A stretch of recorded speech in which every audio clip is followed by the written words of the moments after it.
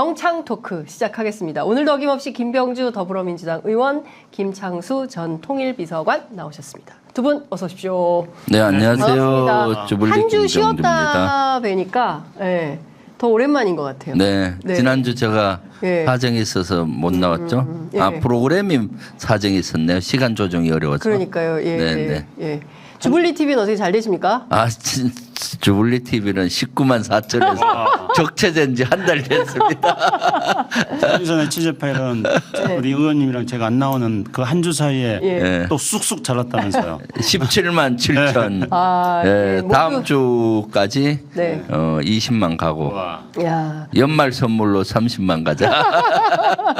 제가 보기에 그 유튜버 전문가, 국방 전문가인 줄 알았더니 유튜브 전문가, 김병주 의원님께서 도와주셔가지고 정말 취재 편의점 나날이 정말 쑥쑥 성장하고 있습니다. 모든 것은 다 편의점 함께 해주시는 저희 그 청취자, 구독자 그리고 우리 점주님들 덕분이 아닌가 싶습니다. 너무 감사드리고요. 다음번에 남양주 의뢰 취재 편의점 한번 출동해서 저의 의정 활동을 지지하면 30만 가지 않을까요? 알겠습니다.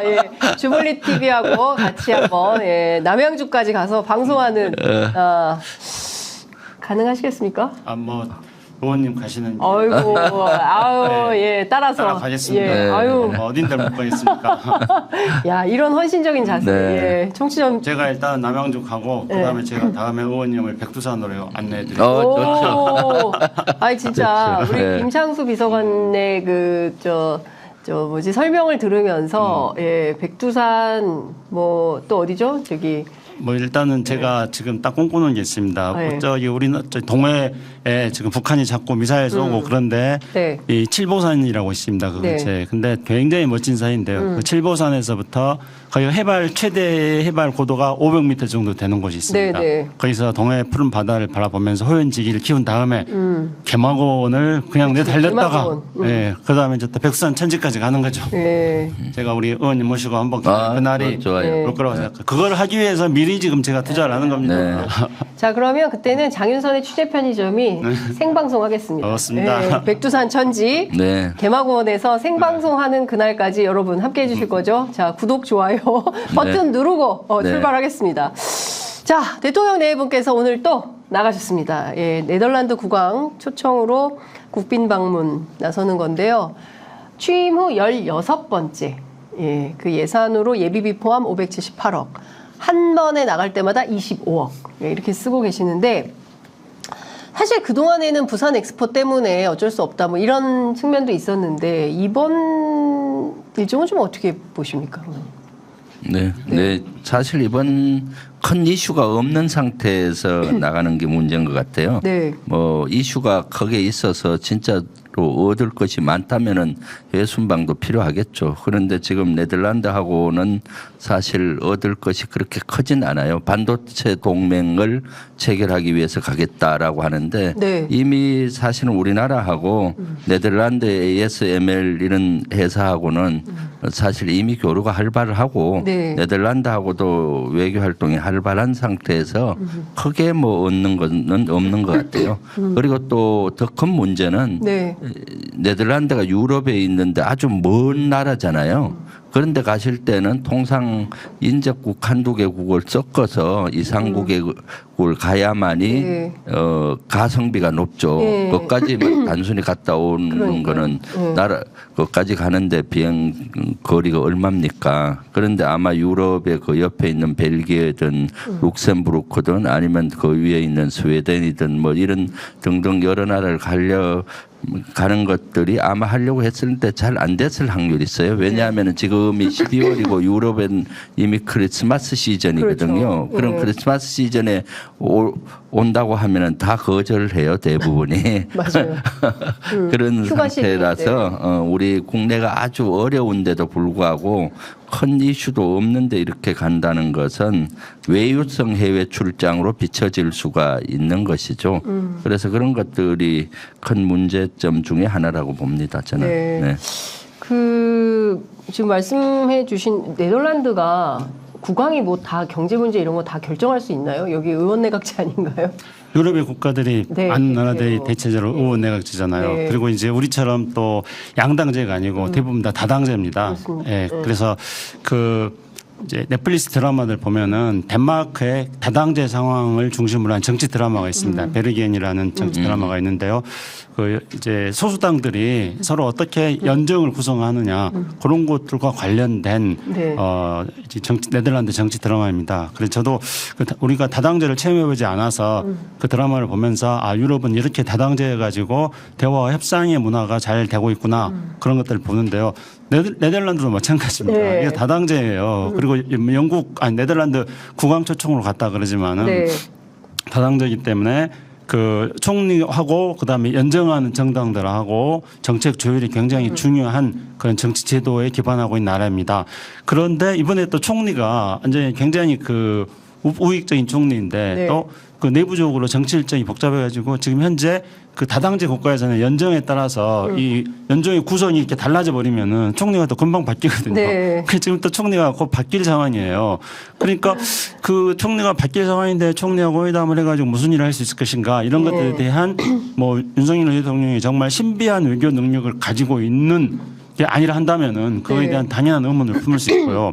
그리고 우리 김명주 의원님 말씀하셨던 것처럼 대통령의 순방은 굉장히 중요합니다. 그 나라의 국격을 가지고 다른 나라하고 관계를 통해서 국익을 어떤 가장 높이는 데 대통령의 순방이 중요한 역할을 합니다. 그렇지만 또 대통령은 국내에서 또 해야 될 일도 산적해 있잖아요. 그렇습니다. 그래서 이거를 잘 조율을 해야 됩니다. 그러면 이제 우리가 이번에 대통령의 순방을 가지고 너무 잦은 순방이다고 비난을 하는데 왜 잦은 순방이 되냐면 왜 숫자가 늘어나냐면요.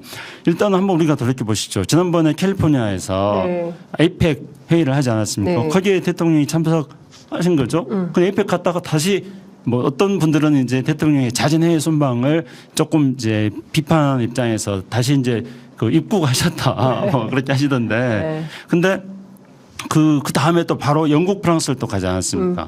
그리고 또 며칠 있다가 또 이번에 네덜란드를 순방하는 거거든요. 네. 그러면은 이거를 사실은 대통령 일정을 잘 조율하면은 한꺼번에 묶어서 갈 수 있는 거리입니다. 그렇죠. 그렇잖아요. 그러니까 캘리포니아 갔다가 그다음에 캘리포니아에서 영국, 프랑스 갔다가 네덜란드 갔다가 그러니까 보통 이제 대통령 회의 순방이 한 3, 4개국 정도를 묶어서 가는 경우들이 네. 많이 있습니다. 그렇기 때문에 다소 조금 이게 무리가 된다 한다면은 지난번에 캘리포니아 갔을 때 그다음에 영국, 프랑스를 한 덩어리로 묶고 네. 그다음에 이번에 네덜란드 간다면은 또 의원님 말씀하신 것처럼 주변 국가들하고 또 묶고 네. 이렇게 하면은 대통령의 국익을 위한 외교 활동도 극대화되면서 동시에 또 국내에 산적해 있는 일정을 처리해 나가는 대통령의 업무하고도 조율이 잘 되는 겁니다.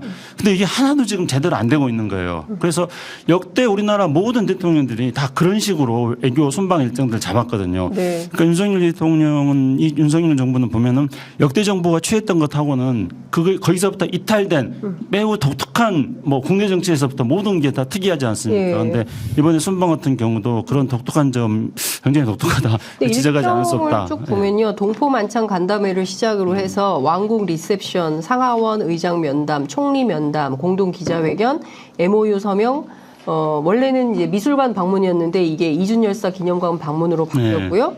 그다음에 암스테르담 시내 공연장에서 이제 한국이 초청, 네. 한국 정부가 초청하는 문화 공연.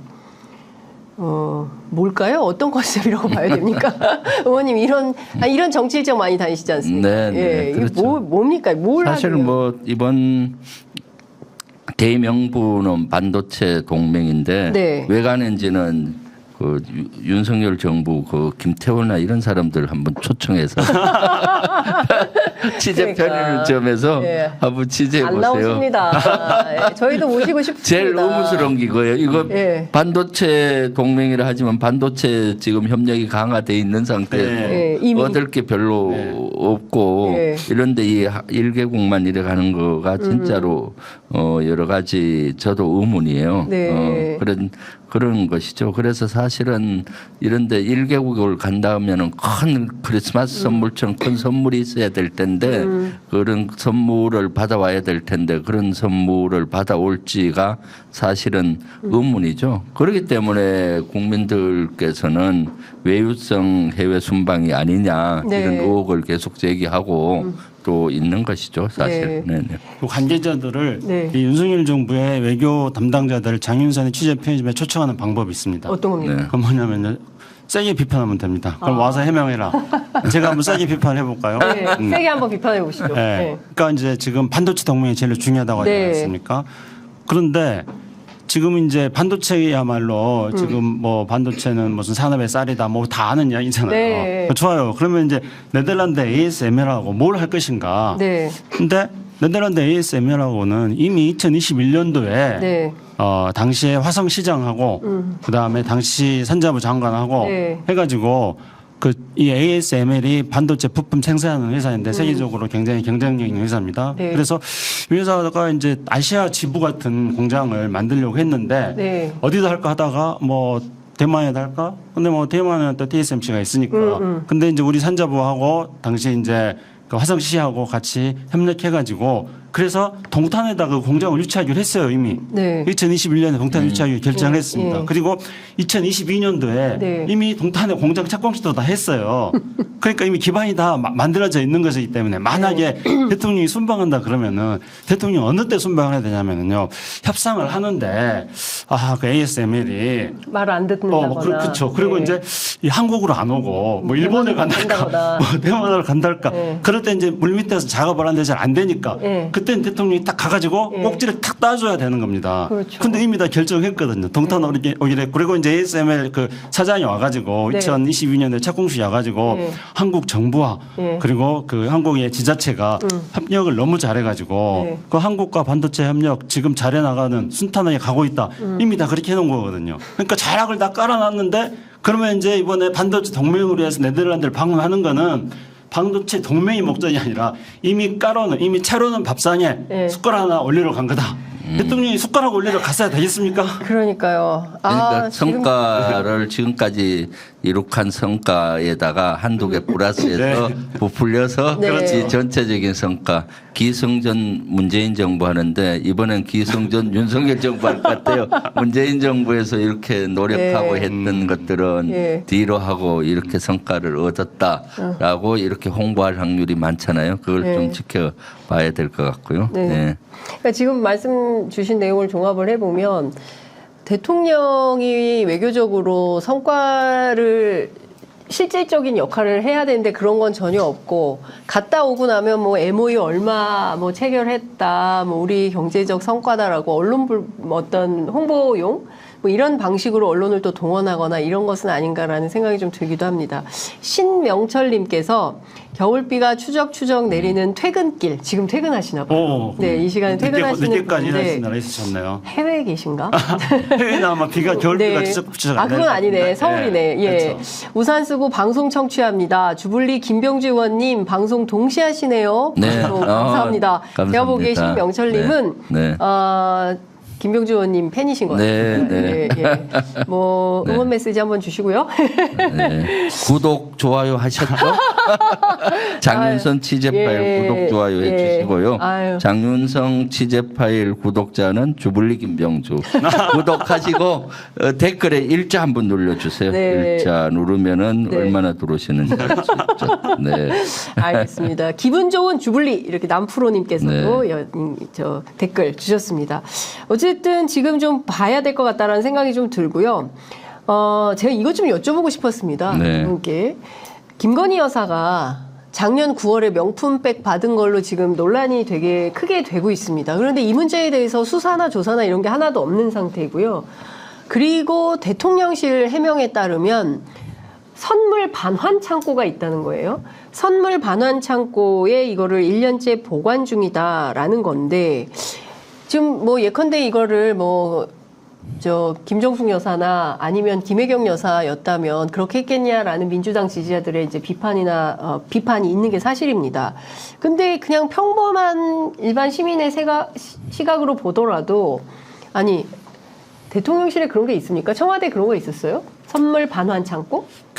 뭐 이런 건 있을 수 있어요. 그러니까 이제 어떤 직접 이제 어떤 그 대통령 영부인 여사께서 직접 확인하지 않고 네. 그 무슨 선물이 들어왔는데 네. 이제 시차가 좀 있고 나서 나중에 보니까 확인해 보니까 아 이거는 받으면 안 된다 해가지고 돌려주기는 그럴 수는 있죠. 예. 그러니까 그 창고가 있어요?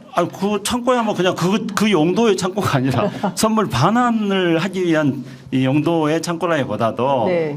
물품 보관하는 그런 창고를 말하는 거죠. 만약에 장윤정 기자한테도 마찬가지예요. 누가 네. 장윤정 기자한테 뭐 김영란법 위반과 관련되는 그런 물품을 택배로 보냈는데 네. 그거 체크하지 않은 상태에서 지금 여기 도착해 있단 말입니다. 아니 근데 자기한테 그게 연락이 온 게 뭔지 그러니까요. 확인을 하잖아요. 그러니까 그게 다르다는 거예요. 그러니까 그런 어떤 반환 창고라든가 이런 창고라는 게 있다는 말을 처음 들어봤지만은 네. 반환하는 경우에는 네. 본인이 모르는 상태에서 네. 접수됐을 때 예. 나중에 확인해 보니까 이거는 접수하면 안 될 것 같다는 판단이 들어서 반환할 수는 있다는 거예요. 근데 예. 이 경우에는 그것과 전혀 다르지 않습니까? 그렇죠. 알고 문자로 딱 보내니까 명품 보내겠습니다 하니까 오케이 들어오셔 한 거 아니에요.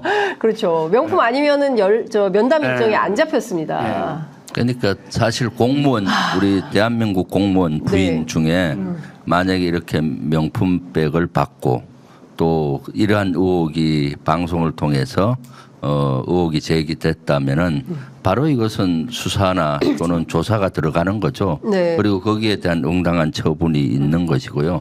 그래서 지금 김건희 여사만 이것이 예외 사항으로 돼 있고 네. 또 한동훈 그 법무부 장관도 우리나라는 예를 들어서 이런 것들 받게 되면은 실질적으로 바로 조사받고 형무소 가야 되는 나라다라고 이렇게 얘기했잖아요. 네. 그런데도 여기에는 함구하고 있지 않습니까? 그래서 지난주에 운영위를 네. 요구를 했었어요. 예. 그래서 운영위가 개최됐었는데 예. 우리 민주당만 오고 예. 위원장 윤재욱 위원장하고 간사만 참가하고 여당 국민의힘 의원들은 참가 안 했고 대통령실도 참가 안 했죠. 그래서 반쪽만 열려서 그냥 의사진행 발언 한두 명 하고 거처를 냈는데 그때도 제가 문제 제기를 했어요. 이 네. 문제. 이런 것들을 국민들은 알고 싶어 하는데 네. 실제 대통령실이 나와서 여기에 대한 해명을 해야 되는데 제대로 된 해명을 못 하잖아요. 박상혁 의원께서는 여기 선물 반환 창고, 반환 선물 창고 있다는데 우리 운영위 차원에서 가서 확인을 해보자. 네. 도대체 어떤 것인지 그러니까요. 그렇게 궁금해요. 또 질의도 하고 했는데 네. 사실 선물 반환 창고 이것은 말이 안 되는 거죠. 네. 왜냐하면은 규정에 위반되는 것이 들어오면 즉각 반환을 하는 겁니다. 네. 그 자리에서 네. 명품 빼고 이건 받을 수 없습니다 하고 그 자리에서 돌려 보내줘야 되는 것이지 일단 받고 보관하고 있다면은 그것은 김영란법 위반이 될 소지가 많은 것이고요. 네. 그렇게 해서는 안 된다고 보여집니다. 아마 어거지로 이렇게 별명을 하다 보니까 이런 얘기를 하지 않았나 싶고요. 선물 창고는 있을 수가 있죠. 왜냐하면 지금처럼 네덜란드 해외 순방을 가면은 뭐 그 왕이라든가 또는 수상을 만나면은 선물을 주잖아요. 네. 기념품 같은 경우 네. 그런 걸 받으면 또 공무원들은 신고를 합니다. 네. 이 적정 가액 이상은 신고하고 반납하게 돼 있어요. 네. 본인이 못 가집니다. 예. 그러면 이제 신고하고 그런 걸 보관을 해놓고 필요하면 전시를 하고요. 예. 이렇게 하는 데는 있거든요. 그래서 예를 들어서 제가 연합사 부사령관을 한다든가 이런 거 할 때 네. 오는 사람들 기념품을 주잖아요. 네. 그럼 그런 걸 신고하고 또 전시하는 복도나 이런 데 전시하잖아요. 네. 주로 군에서는 방패를 많이 주죠. 기념패 뭐 이런 거 기념패라든가 네. 뭐 이런 네. 것들 네. 그런 것들 이제 전시를 하고 근데 계속 들어오니까 전시할 공간이 없으니까 네. 네. 임시로 보관하는 창고는 있을 수가 있는데 선물 반환 창고, 반환 선물 창고 이거 도대체 네. 이거 있다는 것 자체가 법적으로 네. 문제가 있을 소지가 있는 거죠. 네. 네. 그러니까 지금 보면 좀 납득하기가 어려운 수준의 해명이 나오고 있기 때문에 그런데 이 문제에 대해서 사실은 주류 언론들도 그냥 처음에 나왔을 때 그 사실관계 위주로 그냥 보도를 하고 민주당 이제 비판 논평하고 뭐 뒤에 뭐 사실은 이런 일이 있었다 정도로 하고 최근 들어서 지난 금요일에 그 보수 언론인 동아일보가 칼럼으로 좀 문제 제기를 하고 관저에서 나가라. 네. 김건희 리스크 더 이상 우리가 이거 감당할 수 없으니까 관저에서 나가라 이런 정도까지 얘기가 나온 상황이거든요. 근데 이 문제에 대해서 우리가 좀 정확하게 법적으로 어떤 문제 있는지를 네. 짚을 필요가 있습니다. 네. 그러니까 일단은 김명란법에 따르면은 그 관계하는 어떤 관계자의 배우자도 네. 그 김명란법에 해당됩니다. 네. 그러니까 김건희 여사도 명백하게 김명란법 적용 대상입니다. 네. 그러면 이제 그 물품을 고가 물품을 받으면은 가장 먼저 해야 될 것은 김병주 의원님 말씀하셨처럼 신고를 해야 됩니다. 네. 그러니까 지금 뭐 반한 물품 창고가 있었다는 그런 택도 없는 이야기를 할 게 아니라 네. 지금 확인해야 될 것은 네. 김건희 여사가 그것을 받고 나서 네. 신고를 했나 안 했나 아하. 이걸 봐야 이제 제일 중요합니다. 예. 그 신고를 안 했으면은 예. 반한 물품 창고 100개가 있다 하더라도 이거는 실정법 위반입니다. 아. 그리고 이거는 또 사실은 신고의 여부가 이 건 같은 경우는 그러니까 일반적인 경우에는 신고를 해야 됩니다. 네. 이 건 같은 경우에는 신고 문제가 해당되지 않고 애초에 위반일 수도 있어요. 왜냐하면 네. 본인이 알고 받았잖아요. 그렇기 때문에 알고 받고 아직까지 뭐 신고를 안 한 거기 때문에 네. 이거는 뭐 그 실정법 위반일 소지가 충분히 있는 거죠. 그러니까 공무원 세계에서 이런 선물은 아주 엄격히 통제가 됩니다. 그러니까 그 고가였던 선물을 받았다든가 하면은 이 가격 측정이 잘 안 되기 때문에 먼저 신고하고 네. 그러면 그 감찰이든 그 관련 기관에서 평가를 하고 난 다음에 이 거기에 대해서 얼마 저가니까 당신이 가져도 좋다. 아니면 이건 얼마 정도 당신이 돈을 내고 가져가라. 아하. 그 돈은 국고로 네. 그 환수되는 예, 겁니다.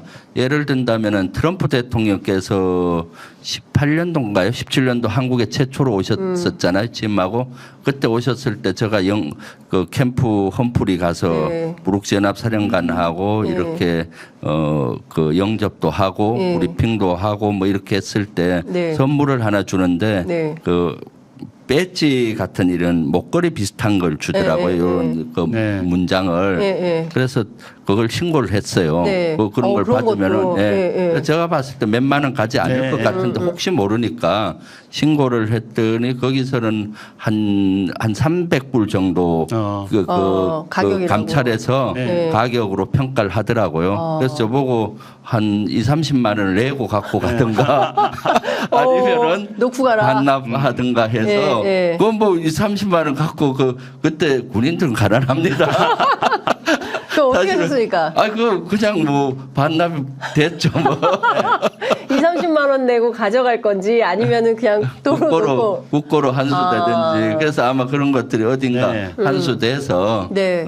어디 경매로 붙여졌든지 아니면 어느 창고에 있든지 그럴 수 있죠. 네. 이게 이제 그렇게 엄격합니다. 사실은. 네, 그렇구나. 액수가 고가일 경우에는 네. 그 뭐 친구한 사람한테 네 돈 내고 가져가라 이렇게 할 수가 없습니다. 고가니까. 예, 네. 약간 이제 의원님이 받으신 그거는 네. 비교적 이제 2, 30만 원 정도 되는 거지만은 아니. 300만 원이다 그러면은 이거는 신고하고 보통 환수해야 되는 거야 무조건. 예. 아니 그런데 저는 그 앞전에 사실은 이게 그 앞전에 샤넬 화장품도 갖다 줬다는 거잖아요. 네, 그렇죠. 그리고 또 신라 면세점 뭐 가방 들고 대기 중인 사람이 있었다는 거 아닙니까? 네. 그러니까 그런 큰 틀에서 보면 그리고 또 경호가 뚫렸지 않습니까? 네. 가서 몰카 촬영한 게 문제라고 하는데 몰카 촬영할 수 있도록 문을 연 게 사실은 경호처 아니겠습니까? 네. 그러면 이 문제는 정말 다각도로 대통령실이 따져보고 뭐 경질이나 문책 또 필요하면 김건희 여사가 나서서 사과를 해야 되는 거 아닙니까? 사실 많은 분들이 그 영상을 봤어요. 근데 없던 네. 일이 될 수 없는 거고 지금 보수 언론까지 나서서 공격하는 마당에 이걸 그냥 뭉개고 있다. 이게 뭉개서 될 일인지 참 될까요? 이 상상력을 뛰어넘는 것입니다. 그래서 가장 이 상상의 세계를 무한하게 펼치는 세계가 바로 문화와 예술의 영역이지 않겠습니까? 그런데 세상에 어떤 영화라든가 어떤 소설이라든가 이런 데서 이처럼 상상력이 풍부한 상황을 묘사한 거를 저는 보거나 듣지를 못했습니다. 원래 교수들 그 대학 교수들이 모여서 원래 사자성어 냈잖아요. 네. 그것이 견리망의인데 네. 그 이익을 쫓을 뿐 의로움을 잊었다. 그러니까 견리망의 네. 이익을 쫓을 뿐 그 의로움을 잊었다 하는데 이 말을 누구를 두고 한 것인가? 물론 우리 정치인을 두고 했을 수도 있는데 정치인을 두고 한 말일 수도 있고 저는 윤석열 대통령과 김건희 여사 두고 한 말이 아니겠느냐라고 저는 개인적으로 생각을 했었어요. 이런 사항이죠. 사실은 예. 명품백 이런 것들 뭐 사실 명품백 싫어하는 사람이 있겠습니까? 그럼에도 불구하고 그런 것들이 들어오면은 영부인으로서 받아서는 안 되니까 정중히 거절을 해야 되는 거죠. 그렇죠. 마음만 받겠다 하고 돌려주고 이러한 형태를 보여야 되는 것이거든요. 그래서 참 씁쓸하죠, 사실은. 네, 그러니까요. 예, 근데 네. 참 이게 일종의 양심 냉장고 같은 거였는데 예, 그거를 그냥 덥석 받고 그런데 지금 그냥 뭉개고 사과도 없고 하니까 국민들로서는 너무 납득할 수 없다. 대통령실이 어떤 납득할 만한 해명을 하는지 지켜보도록 하겠습니다. 이거 좀 여쭤볼게요. 벌써 지난 9일인데요.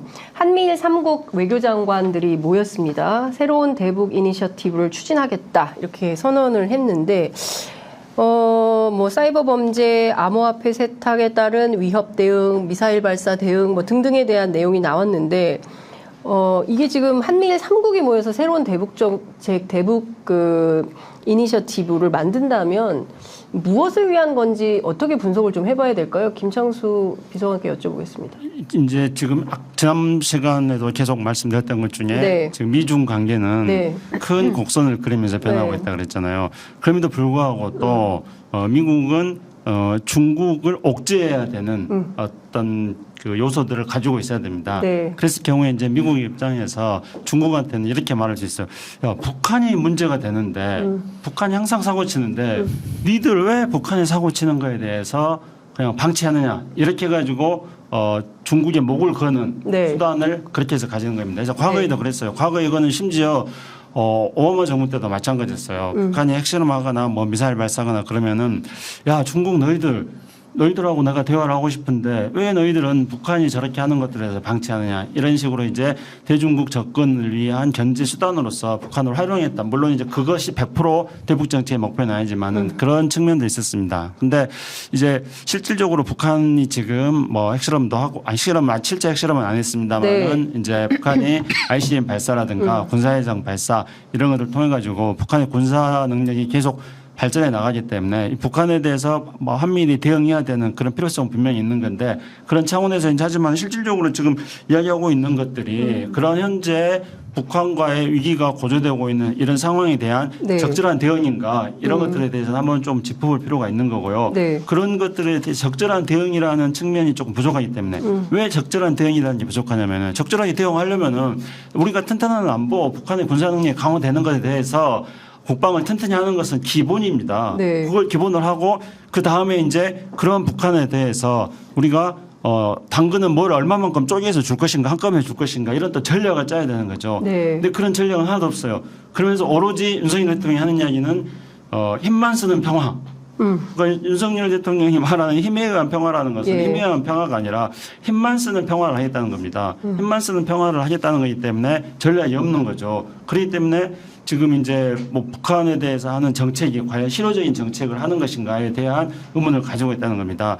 그런 것과 함께 그 실효성이 부족하는데 자꾸 이제 실효성 있는 대책을 만들지 못하면서 이제 중국과의 관계 속에서 북한의 위협들을 조금 높여나가는 그런 고리로 활용하는 측면이 있다는 생각합니다.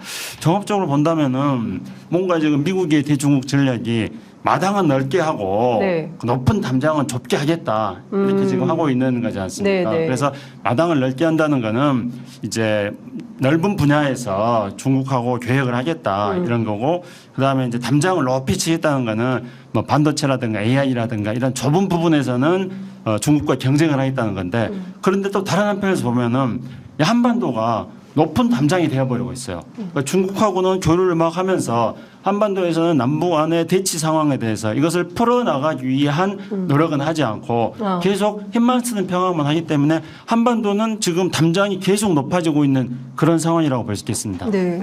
한미일 안보 협력을 현재 강화하는데 여기서 외교장관 회의도 하고 안보실장 회의도 지금 했잖아요.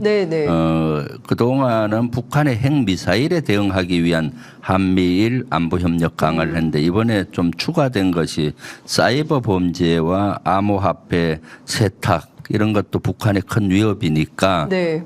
여기에 대해서 공동 대응하자라는 것도 포함이 돼 있는 것 같아요. 사실 북한이 제재를 강하게 강화하니까 사이버 범죄를 통해서 암호화폐를 탈취한다든가 또는 여러 가지 그런 걸 통해서 돈을 네. 확보하고 핵미사일 개발에 이런 걸 쓰지 않겠느냐 하는데 사실 이것은 어제 오늘의 일이 아니고 우리 대한민국이나 미국이나 일본 모두가 북한의 이런 사이버 범죄를 막기 위해서 노력을 해왔는데 또 불구하고 많이 뚫혔거든요. 사실 사이버 분야의 한미일 안보 강화는 대단히 제한됩니다. 우리가 한미 간에도 사이버 안보의 협력은 네. 대단히 제한돼요. 왜냐하면은 사이버 안보에 대해서는 방어도 있고 공격도 있고 정보 공유도 있거든요. 네. 그래서 다른 나라끼리는 정보 공유에 조금 국한돼요. 한미 동맹이 강화돼 있다 하더라도 네. 전부를 공개를 못 합니다. 서로. 네, 왜냐하면 사이버 공간상에는 지금 이 순간에도 전쟁이 벌어지고 있어요. 국가와 국가끼리 전쟁도 벌어지고 있고 동맹국 친할수록 더 정보를 알고 싶어요. 그래서 미국이 작년에 뭐 우리 그러니까요. 대통령실을 뭐 도청했니 뭐 이런 의혹들이 나오잖아요. 그러니까 사이버상에서는 사실은 관계가 없는 나라 거는 알 필요도 별로 없어요. 친할수록 또 적일수록 적이 명확할수록 알기 하기 때문에 사이버 공간상에는 아군과 적이 구분이 잘 안 돼요. 그리고 또 거기는 해커 집단일 수도 있고 개인도 있기 때문에 어떤 정도의 협력만 되는가 하면 방어나 공격하는 방법에 대해서는 절대 공유를 안 해요. 미국이 공격하는 방법을 공유한다 그러면은 다 노출되잖아요. 그렇죠. 그 방어하는 방법도 알면은 방어를 뚫을 수가 있잖아요. 그렇죠. 뚫을 수 있기 때문에 공격 방어에 대해서는 절대 안 알려주고 단지 여기에서 협조를 한다 그러면은 우리가 북한이 사이버 팀이나 해커 팀을 이용을 해서 예를 들어 암호화폐를 탈취하는 게 발견이 됐다. 그럼 이러이런 수법으로 얘들이 어디에서 했다 하는 그 방법이 알면은 그걸 공유해 주는 겁니다. 이런 방법으로 일본 너희들도 뚫힐 수 있으니까 조심하라 또는 미국한테 주는 건데 그래서 한미일 안보 협력은 사실 북한의 핵미사일에 국한하는 것이 맞는데 점점 일본을 끼워 엮는 거에 대해서는 좀 저는 문제가 많다고 봐요. 왜냐하면 일본이 가장 알고 싶어하는 나라가 어디겠어요? 한국이겠죠. 한국 그렇죠. 경제적으로도 경쟁을 하고 맞습니다. 뭐 그렇고 한국, 북한, 중국이겠죠. 일본 입장에서는 그러니까 사실은 이러한 사이버의 이런 것들을 자꾸 공유하다 보면은 우리의 능력이 노출이 돼요. 예를 들어 우리가 어떤 사이버 북한이 공격하는 또는 해킹하는 방법을 알아냈다. 그럼 일본한테 이렇게 됐으니까 너들도 조심하라고 정보를 줬다고 하면은 한국이 이런 것까지 발견할 수 있네. 한국의 능력이 얼마나 알 수가 있는 거거든요. 그렇죠. 그래서 사이버상 협력은 아주 제한된 부분을 해야 되고 또 긴밀하게 한다고 좋은 것이 아닙니다. 네네. 근데 지금 저도 그걸 좀 여쭤보고 싶었는데 국방연구원? 국방연구원의 조비연 안보전략연구센터의 선임연구원이라는 분이 계신데 이분이 앞서 말씀하신 바로 그 NCG 한미 핵협의 그룹에 일본 참여 가능성을 열어두는 것이 각국 안보 협력 발전에 도움이 된다. 그러니까 사실상 일본을 포괄해서 한미일 삼각이 같이 핵협의 그룹을 해야 된다. 사실 이거는 초반부터 그럴 가능성이 있다라는 전문가들의 우려가 있었는데 이른바 전략적 개방성이라고 표현되는 건데요.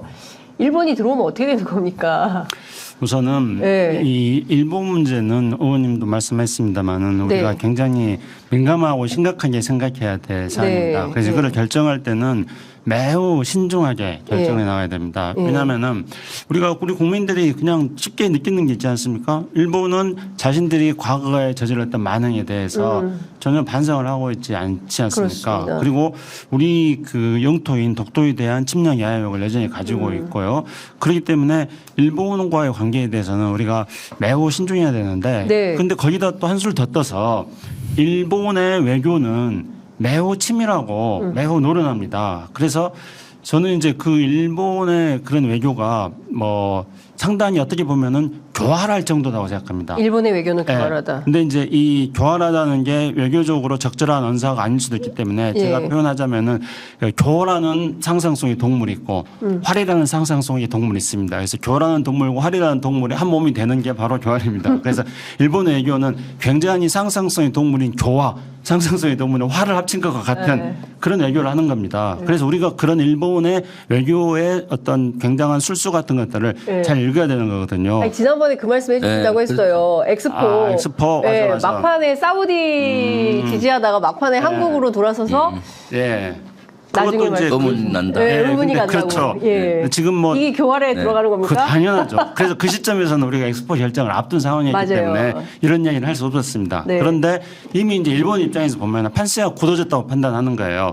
왜냐하면은 일본은 2025년에 엑스포를 유치했거든요. 오사카 엑스포를 유치했습니다. 그러니까 일본은 이제 자기들이 엑스포를 뭐 더 유치하기 위해서 다른 나라들에게 쉽게 말해서 의뢰 입장에서 뭐 사정해야 될 그런 상황이 전혀 아닌 거죠.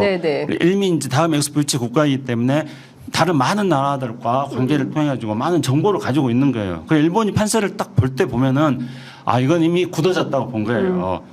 이미 사우디로 굳어졌다고 본 거죠. 근데 우리는 그것도 모르고 지금 헛발질하고 있었던 거였고요. 그 일본은 이미 사우디로 굳어졌는데 이 시점에서 자신들이 행사해야 될 한 표를 어떻게 하면은 가장 한 표의 효과를 높일 것인가 그걸 판단한 거예요. 그럼 이미 굳은 자가 된 사우디한테 한 표 주면 그게 일본한테 무슨 효과가 있겠습니까? 그래서 이미 유치하려고 막 엄청나 이미 이 사우디로 이미 굳어져 있는지도 모르고 막 유치하려고 막 백방을 애쓰는 한국한테 한 표를 주면 그게 일본의 한 표의 효과를 극대화시키는 게 되는 거겠죠. 그렇기 때문에 일본이 막판에 그렇게 했다는 것들을 제가 그때는 말할 수 없었지만 지금은 말할 수 있는 거죠. 그러니까요. 그러니까 지금 보면 사실은 참 일본 문제에 대해서는 우리가 민감하지 않을 수 없는데 윤석열 대통령은 에이펙 가서 딴 나라 다 안 만나고 유독 일본 기시다 총리 만나서 회담을 하고 한일 관계를 굉장히 적극적으로 발전시킨 것이 외교적 성과라고 주장을 하니까 이게 평범한 국민의 눈높이하고 참 안 맞는 외교다. 일본에는 되게 굴종적인 자세를 취하고 있잖아요. 일본 한일 관계 개선을 한답시고 일본의 역사 문제라든가 여러 가지 문제를 양보를 해왔고 이번에 또 깜짝 놀란 것이 일본군 위안부 피해자들이 일본 정부를 상대로 낸 2차 손해배상 청구 소송이 지난주에 최종 확정됐었잖아요. 그래서 피해자들에게 이렇게 승소를 해서 일본에서 배상금을 내도록 이렇게 나왔는데 일본은 어떻게 나왔나요? 대래 서울고등법원 2심 판결이 일본 정부가 한국의 재판권에 복종되지 않는다. 오히려 이 무대응하겠다 하면서 우리 특히 윤석열 정부에서 적절한 조치를 해라라고 뻔뻔하게 이렇게 나왔잖아요. 그랬더니 박진 외교부 장관은 2015년도 위안부 합의를 존중한다 하고 일본 편을 이렇게 드는 이런 모습을 보이고 있어서 씁쓸했는데요. 사실은 이러한 일본은 가에 특히 한미 저는 안보 협력 강화는 적극 찬성인데 거기에 일본을 포함해서 한미일을 하는 것은 그야말로 아주 제한되게 적절점을 유지해야 되는데 지금 계속 강화해 가고 있잖아요. 그래서 일부 국민들께서는 한미일 동맹으로 가는 길을 가고 있지 않나라는 우려를 하고 있죠. 일본하고 한미일 강화가 되면 될수록 우리는 얻는 것보다 잃는 것이 많아집니다. 왜냐하면 일본은 지금도 독도에 대한 영토적인 야심을 갖고 있잖아요. 지금 힘이 약하니까 독도가 일본 땅이다라고 주장하고 있지만은 앞으로 힘이 세지면은 실제 행동으로 옮길 수가 있는 것이거든요. 그리고 사실은 저는 이 분야는 오래전부터 모니터링을 하고 있는데 2000년 초반만 해도 일본 사람들 중에 독도가 일본 땅이라고 생각하는 국민은 일본인들은 많지 않았어요. 한 5% 이내였어요. 제가 만나는 사람마다 물어보고 저희 동생도 일본에 살고 있어서 항상 체크해 보라고 하는데 이것이 교과서에 독도가 일본 땅이라는 게 들어가고 그다음에 그 일본의 방위백서에 들어가고 이렇게 되면서 점점 올라가는 것 같아요. 네. 벌써 20년, 15년 가까이 이렇게 교과에서 가르치고 있잖아요. 앞으로 향후에 한 10년, 20년 지나면은 일본 국민의 반 이상이 그렇게 교과서에서 배웠으니까 독도가 일본 땅이라고 생각할 거 아니에요. 그러면은 독도를 찾아야 된다는 여론이 일어날 것이고 여기에 좀 극우적인 정치 지도자들은 이것을 이용하겠죠. 그러다 보면은 독도에서 분쟁이 필연적으로 일어날 수밖에 없다. 향후 10년에는 20년 지나면은 그러면 지금은 일본이 군사력이 지금은 그렇게 세지가 않기 때문에 한미일 군사 협력을 강화하고 하지만은 이렇게 하다 보면 우리의 정보가 많이 노출이 되고 네. 또 점점 야금야금 우리 쪽으로 들어오게 되잖아요. 그렇게 되다 보면은 사실은 저는 호랑이 새끼를 안방에 들여놓은 격이 된다라는 생각을 해요. 일본을 지금은 힘이 그렇게 세지 않고 단지 북한의 핵미사일에 도움이 되니까 한미일 협력 강화를 해야 된다 하는데 네. 지금은 호랑이 새끼일 수 있지만 군사력 지금 일본은 엄청나게 증가시키고 있잖아요. 네네. 군사 대국화의 길을 가고 있고 미국이 용인해주고 예. 윤석열 정부도 용인을 해주고 이렇게 되면 한 5년 이상 지나면은 세계 군사력 2위 국가로 네. 등극을 할 수가 있죠. 그 정도 되면은 이제 독도에 대한 영향력을 엄청나게 확대되고 그렇다고 보여지기 때문에 일본과의 관계에서는 아주 조심조심 가면서 적절점을 유지해야 된다라는 생각을 하고 있고요. 네. 우리 주불리 유튜브에서도 오늘 많이 들어오셨는데 네. 지금 295분이 들어와 계시고요. 네, 네. 너와 너 뭐 바람꽃 전국제 역전의 용사님도 들어서 응원하고 있고요. 다시 네. 시작하고 계시는데 네. 지금 장윤선의 취재 편의점과 같이 하고 있습니다. 장윤선 취재 편의점 구독해 주시고 장윤선 취재 편의점 구독자도 주불리 김병주 TV 구독해 네. 주시면서 가면 네. 좋겠습니다. 그러니까 일본 군사화에 대해서 의원님께서 잘 설명해 주셨습니다. 제가 조금 몇 가지 좀 보완하면 우리가 네. 이걸 좀 심각하게 봐야 돼요. 그러니까 역사적 흐름을 봐야 되거든요. 네. 지금 일본의 군사화가 어느 단계까지 와 네, 있는가. 네. 여기까지 오기 위해서 일본은 뭘 했는가 이걸 봐야 됩니다. 네. 그래서 일본은 사실은 2차 대전 전범 국가잖아요. 그렇습니다. 그래서 2차 대전 패전국가 됐을 때 당시 이제 일본의 수상이 그때 요시다 수상은 네. 어떻게 했냐면 평화헌법을 만들고 대신에 군사력은 안 가지고 네. 그리고 경제 발전에 집중하겠다. 네. 그래서 이제 군사력은 이제 미국한테 의존하고 네. 이렇게 해서 이 평화헌법을 만들었거든요. 네. 그런데 이제 이런 노선들에 대해서 끊임없이 수정하고 부정해왔던 세력들이 있습니다. 그 세력들이 이제 아베로 대표되는 거죠. 네. 그 아베 외할아버지가 기시노부스케가 이제 수상이 돼가지고 노부스케. 네, 그 60년대에 미일 안보 조약을 개정을 합니다. 그렇게 해가지고 일본의 자위대의 활동 범위를 좀 더 넓혀나가기 위해서 미일 그 안보 조약을 개정하거든요. 그리고 이제 안보 조약에 따라 가지고 일종의 하위 지침이라고 할 수 있는 미일 가이드라인이라는 게 있습니다. 이 네. 가이드라인을 끊임없이 개정해요. 그래서 90년대 한번 개정하고 또 2015년에 또 한 번 개정합니다. 근데 네. 이 개정할 때마다 자위대의 활동 범위가 점점 넓어지는 거예요. 그렇죠. 그래서 97년도인가 이제 미일 가이드라인 개정할 때는 그게 이 가이드라인 유사시에 일본 자위대가 한반도로 올 수 있다는 것들을 포함하고 있었어요. 네. 그래서 그거에 대한 문제 제기를 하니까 그때 장윤선 기자님께서 할 때 내가 장윤선 기자님이 일하던 데다가 그거에 대한 막 글도 쓰고 그랬었는데 근데 그 문제 제기한 일본이 뭐라고 했냐면은 이거는 지리적 개념이 아니다 그래요. 이건 뭐 말장난이죠 완전히. 근데 사실상 지리적 개념인 거죠. 근데 이제 2015년도에 가이드라인 개정해가지고 자위대가 더 넓은 범위로 진출하게끔 미일 가이드라인을 바꿨어요. 그래서 이제 그때는 이제 지리적 개념이다 이렇게 말해요. 그러니까 그 전에는 그러니까 굉장히 일본도 야금 자위대의 군사력을 확대시켜 나가기 위한 조치를 취하면서 후쿠시마 네. 원전 사고 보십시오. 야금야금 해가지고 그렇게 하는 결국 거예요. 이렇게 하잖아요. 예. 네. 그래서 이제 현재는 일본의 자위대의 활동 범위가 그 지구 방위대처럼 지금 넓혀지고 있습니다. 그리고 이제 일본 내에서는 이미 비밀리에 60년대 말에 미스야 계획이라는 게 그 비밀 계획인데 그게 공개가 되거든요. 근데 이미 60년대만 하더라도 지금처럼 자위대 활동 범위가 넓지 않고 제한돼 있었는데 그때 이미 일본 내부에서는 어떤 걸 했냐면 한반도 유사시를 상정해 놓고 일본인 자국민 구출이라는 건 명목으로 한반도에 어떻게 자위대를 상용할 것인가 이미 60년대에 일본은 그런 비밀 계획을 구성하고 있었던 겁니다. 1960년대. 그렇죠. 그렇기 때문에 이제 일본의 지금 자위대 활동 범위가 야금야금 넓어지고 있는 상황에서 그 첫 번째 대상이 한반도가 될 수 있는 거고 이미 지금 현재 네. 우리 윤석열 정부 들어와가지고는 한미일 네. 지금 3국 군사훈련을 계속 하고 있어요. 그러니까요. 그래서 지금 독도협에서 군사훈련 해가지고 우리 의원님이라든가 또 뭐 네. 굉장히 심각하게 문제제기하지 않았습니까? 얼마 전에도 제주도 남방에서 또 한미일 군사훈련 하고 있고 이게 이제 아니 근데 그게 동해가 아니라 지금 일본해라는 거 아닙니까? 미 네. 국방부에 그렇죠. 따르면. 그러니까 한미일 훈련이 지금 예. 해군들끼리는 여러 번 했고요. 이제 공군도 했고 네.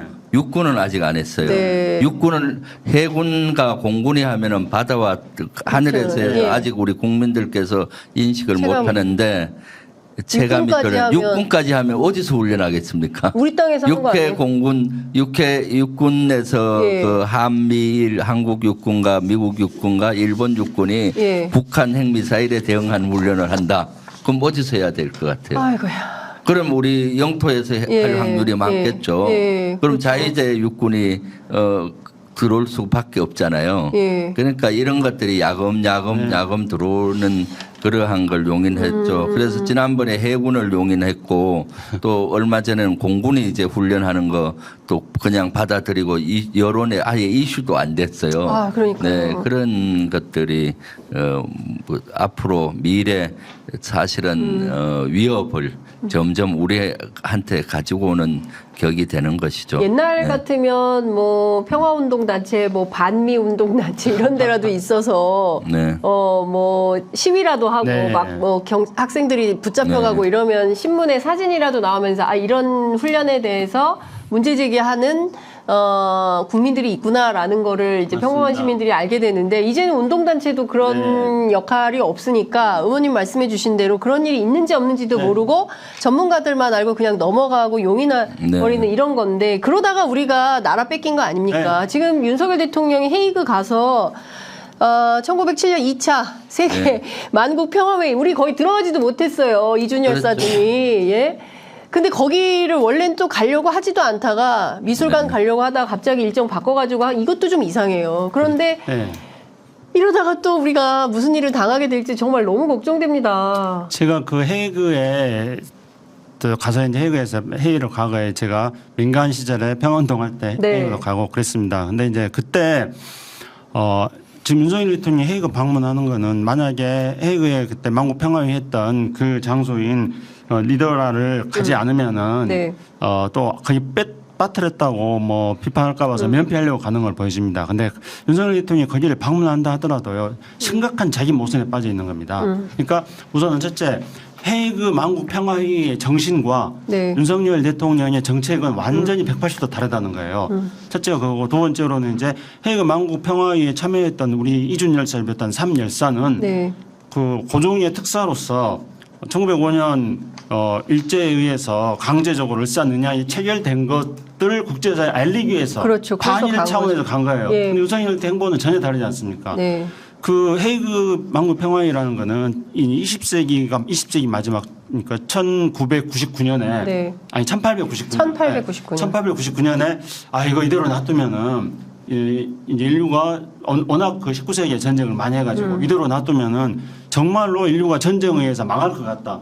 그래가지고 만국 평화회의를 연 거예요. 그래서 그 헤이그 만국 평화회의 1899년에 있었던 헤이그 만국 평화회의에서는 가급적이면 전쟁을 하지 말고 우리 이제 의원님께서 너무 잘 아실 것입니다만 전쟁을 하더라도 누구를 정한 거예요. 이렇게 막 무자비하게 살육하는 그런 전쟁하지 말고 또 포로들을 어떻게 처리할 것인가 네. 뭐 또 지상에서 전쟁할 때는 전쟁의 규칙을 어떻게 할 것인가 이런 것들을 정한 거거든요. 그래서 네. 평화를 위해서 한 걸음 나가자는 거예요. 네. 근데 윤석열 대통령은 평화를 위해서 노력하자는 것에 대해서는 다 가짜 평화라고 하지 않습니까? 아니 가짜 평화라고 주장하시는 분이 네. 그 헤이그 만국 평화의 전쟁을 반대하는 그런 국제적 룰을 만드는 거기에 윤석열 대통령이 가신다는 것들은 본인의 정책하고 완전 맞죠. 가가지고 이렇게 하면 맞아요. 네. 헤이그 만국 평화의 장소 가가지고 네. 만국 평화회의는 가짜 평화다 이렇게 말하면 딱 맞아요. 그 다음에 이제 또 참나. 그 1907년에 이제 이준 열사가 했던 거기 가서도 이렇게 말하면은 딱 맞습니다.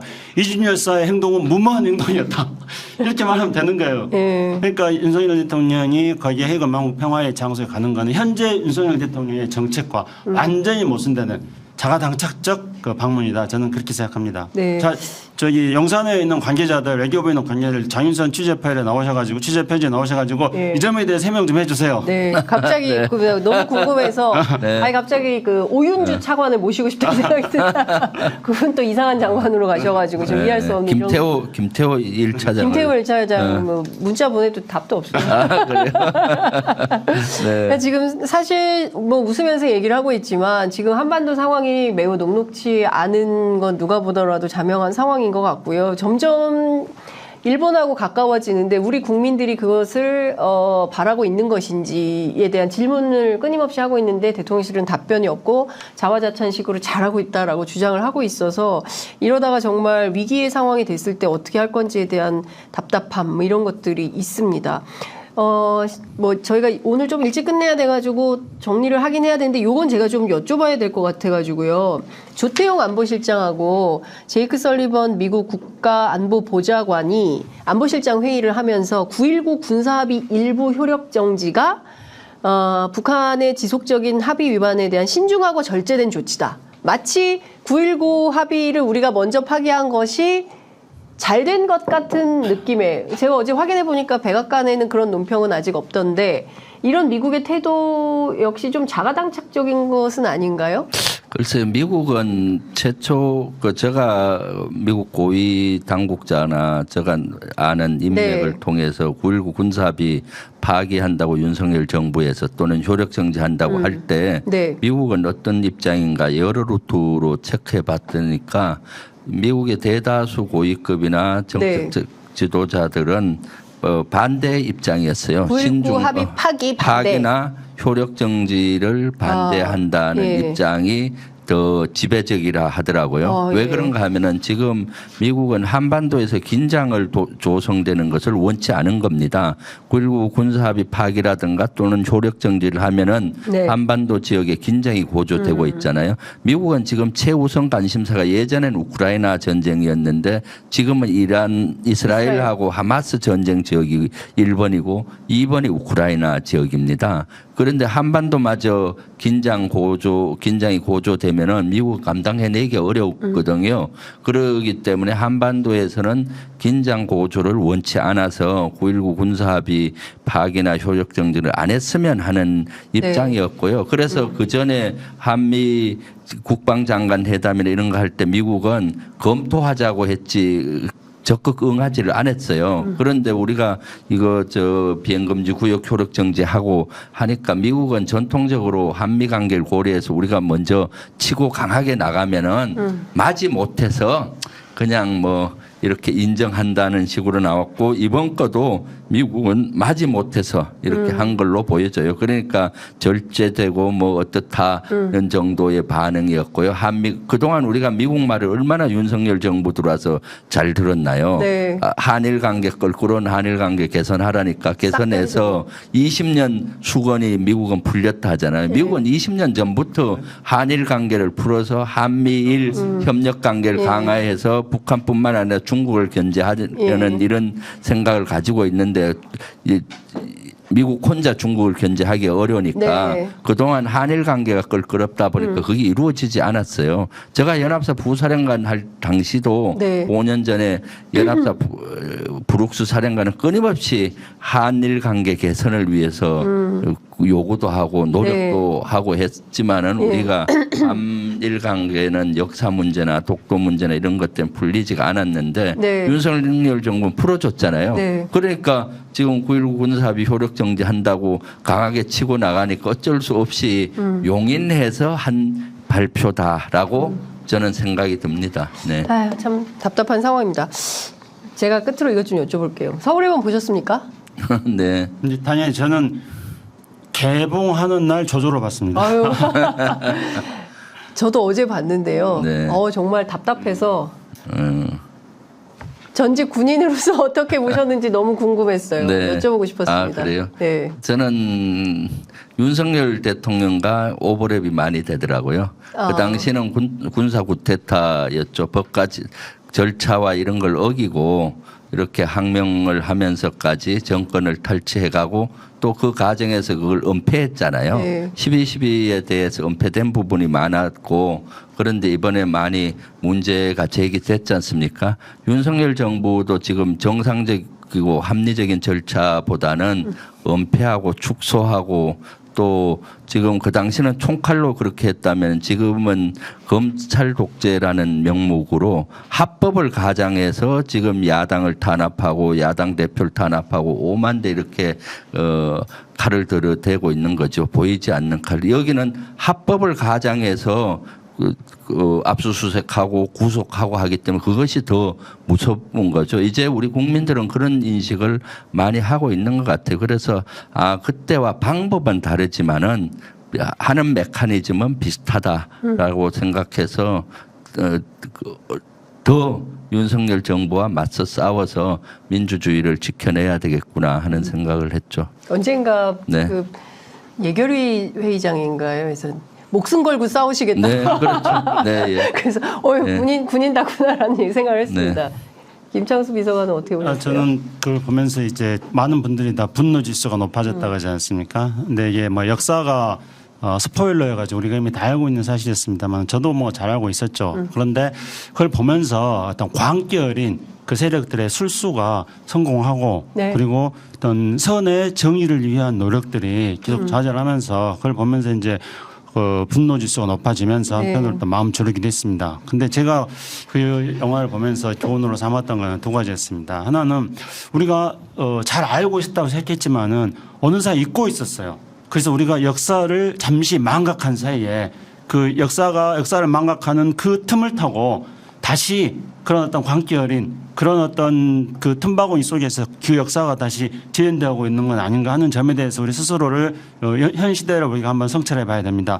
두 번째로는 그 광기 어린 리더십이 과연 우리가 이 시대에 그러니까 그게 성공했다 그래가지고 우리가 그거를 수용할 수 있는 리더십인가 저는 시대가 달라졌습니다. 그래서 그런 일방적으로 어떤 그 폭압적인 그런 리더십이 아니라 이제 지금 21세기는 모든 국민들과 모든 개인들이 다 자신의 권리의식을 가지고 권리를 실현해 나가야 되는 겁니다. 그래서 이제 리더십은 어떤 게 돼야 되냐면은 모든 권력은 국민으로부터 나오니까 국민의 요구와 국민이 가지고 있는 능력을 잘 발휘하고 잘 실현하고 잘 성과를 낼 수 있도록 서로 연결시켜주고 이거를 조정해 나가는 그런 코디네이터 리더십이 필요한 시대입니다. 그래서 이러한 어떤 그 전두환이 그때 말하지 않았습니까? 모든 국민들은 자기 같은 강력한 리더십을 필요로 한다. 그거는 옛날 이야기입니다. 지금은 국민들이 가지고 있는 관심과 역량과 능력을 잘 발휘할 수 있도록 지원하고 종합할 수 있는 그런 코디네이터 리더십이 필요한 시대이다. 이렇게 말씀드리고 싶습니다. 네, 너무 깔끔한 정리를 해주셔가지고 군더더기 없게 정리할 수 있을 것 같습니다.